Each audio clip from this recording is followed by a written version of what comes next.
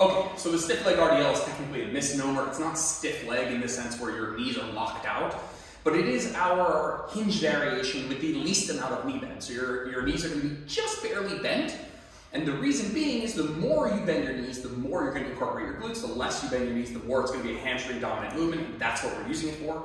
And so while it is technically a misnomer, you're not using stiff legs, you are going to use the least amount of knee bend, so that we really emphasize this exercise for the hamstrings.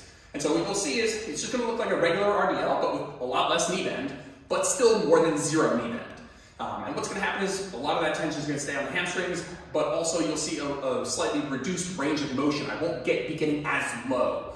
You'll find you can get a lot lower if you bend your knees, but that's not the point of this exercise. And so understand that range of motion might feel like, am I getting enough range of motion? You probably are, as long as you're not going so deep that you fall out of that neutral spine. And so you'll see my range of motion is me just passing my kneecaps, and that's fine. I'm trying to keep the tension on the hamstrings, and that's as low as I can go without bending my knees more. So take a look. Feet are going to be just inside shoulder width, kind of like straight down out of the hips. Feet pointing mostly forward, a little bit of external rotation is okay. Here we go. So we're sending the hips back, very minimal knee bend. Keep the tension on the hamstrings. For me, it's just about passing the kneecap and coming back up. All that tension on my hamstrings, not bending the knees.